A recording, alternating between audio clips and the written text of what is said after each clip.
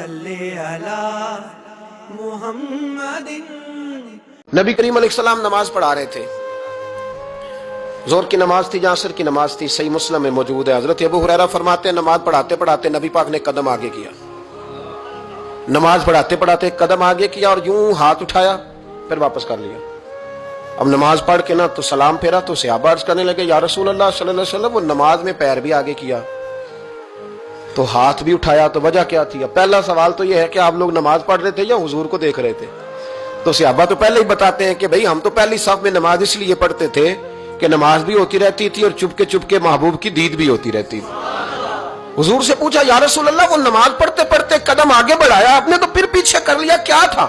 اور ہاتھ اٹھایا تو پھر آپ نے نیچے کر لیا. تو نبی کریم فرمانے لگے نماز پڑھاتے پڑھاتے جب میں نے کہا نا سمی اللہ لمن حمیدہ اچانک میری نظر اٹھی تو جنت میں چلی گئی.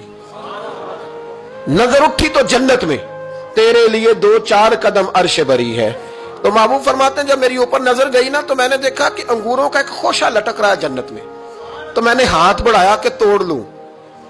حضور کھڑے ہیں مسجد نبوی میں اور فرماتے ہیں کہ میں یہاں کھڑے ہو کے ہاتھ اونچا کروں تو میرا جنت تک پہنچ جاتا ہے.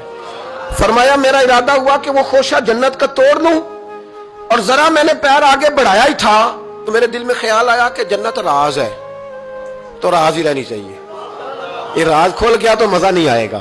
تو میں نے پھر وہ ہاتھ واپس کر لیا. صحابہ کہتے ہیں جب نبی کریم نے یہ بیان کیا تو ہمارے چہرے نے تجسس سے کھیل اٹھے. تجسس سے ہم کوئی بات اور بھی سننا چاہتے تھے. تو محبوب فرمانے لگے اگر میں وہ خوشہ توڑ کے لے آتا اور تمہیں دے دیتا تم قیامت تک بھی کھاتے رہتے تو تم سے ختم نہیں ہونا تھا. یہ صحیح مسلم کی حدیث ہے. او بھائی میرے رسول کریم کے واقعہ معراج پہ شکوہ کرنا کہنا سمجھ میں نہیں آتی کیسے گئے تھے. تو جو چاہے تو ہر شب ہو مثال شب اسرا اس لیے کہ تیرے لیے 2-4 قدم. جناب اسحاق صاحب بن ناجیہ رضی اللہ تعالیٰ عنہ دروازہ رسول پہ آئے کلمہ پڑھنے. جب مسلمان ہوئے تو نبی کریم علیہ السلام کی بارگاہ میں عرض کرنے لگے یا رسول اللہ صلی اللہ علیہ وسلم ایک بات پوچھنی ہے. حضور نے فرمایا پوچھو. عرض کرنے لگے یا رسول اللہ دور جاہلیت میں جو ہم نے نیکیاں کی ہیں ان کا بھی اللہ ہمیں اجر عطا کرے گا؟ جاہلیت کے زمانے میں جو خیر کا کام کیا امام طبرانی نے اس حدیث کو طبرانی میں لکھا ہے اس کا بھی اجر ملے گا. تو محبوب پاک علیہ الصلوۃ والسلام نے فرمایا تو بتا تو نے کیا نیکی کی؟ تو کہنے لگے یا رسول اللہ صلی اللہ علیہ وسلم میرے 2 اونٹ گم ہو گئے. میں اپنے تیسرے اونٹ پر بیٹھ کر اپنے 2 اونٹ ڈھونڈنے نکلا.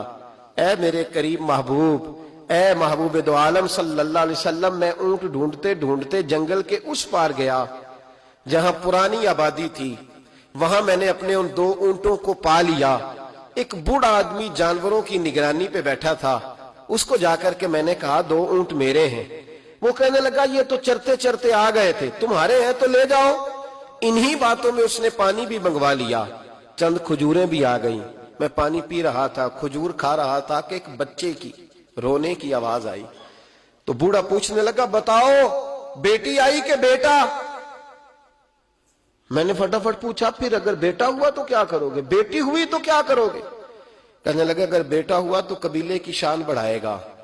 اگر بیٹی ہوئی تو میں ابھی اسے زندہ دفن کرا دوں گا. اس لیے کہ میں اپنی گردن اپنے داماد کے سامنے جھکا نہیں سکتا. میں بیٹی کی پیدائش پر آنے والی مصیبتیں برداشت نہیں کر سکتا. میں ابھی دفن کرا دوں گا. حضرت صاحب بن ناجیہ رضی اللہ تعالیٰ عنہ عرض کرنے لگے یا رسول اللہ پڑھیے درود صلی اللہ علیہ. کہنے لگے یا رسول اللہ صلی اللہ تعالی علیہ وسلم حضور یہ بات سن کے میرا کلیجہ نرم ہو گیا.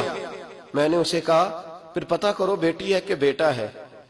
اس نے معلوم کیا تو پتہ چلا بیٹی آئی ہے. میں نے کہا واقعی تو دفن کرے گا؟ کہنے لگا ہاں. میں نے کہا دفن نہ کر مجھے دے دے میں لے جاتا ہوں. یا رسول اللہ صلی اللہ علیہ وسلم وہ مجھے کہنے لگا اگر بچی تمہیں دے دیں گے تو تم کیا کرو گے؟ میں نے کہا تم میرے 2 اونٹ رکھ لو بچی دے دو. کہنے لگا نہیں 2 نہیں یہ جو جس اونٹ پہ تو بیٹھ کے آیا یہ بھی لے لیں گے. جناب اسحاق بن ناجیہ عرض کرنے لگے اے محبوبہ میرے کریم رسول میں نے نہ اس کو کہا ایک آدمی میرے ساتھ بھیج مجھے گھر چھوڑ آئے اور اونٹ میں اسے واپس دے دیتا ہوں. یا رسول اللہ صلی اللہ علیہ وسلم میں نے 3 اونٹ دے کے ایک بچی لی. حضور اس بچی کو لا کے میں نے اپنی کنیز کو دیا نوکرانی کو. حضور میں روز جاتا اسے دودھ پلا رہی ہوتی. حضور وہ اسے کھجور نرم کر کے کھلا رہی ہوتی. یا رسول اللہ وہ بچی میری داڑھی کے بالوں سے کھیلتی، وہ میرے سینے سے لگتی، حضور مجھے نیکی کا چسکا لگ گیا۔ پھر میں ڈھونڈنے لگا کون کون سا قبیلہ بچیاں دفن کرتا ہے۔ یا رسول اللہ میں ڈھونڈنے لگا، حضور میں 3 اونٹ دے کے ایک بچی لایا کرتا۔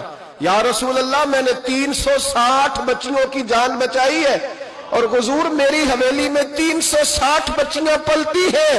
اے آمنہ کے لال بتا میرا مالک مجھے اس کا اجر دے گا؟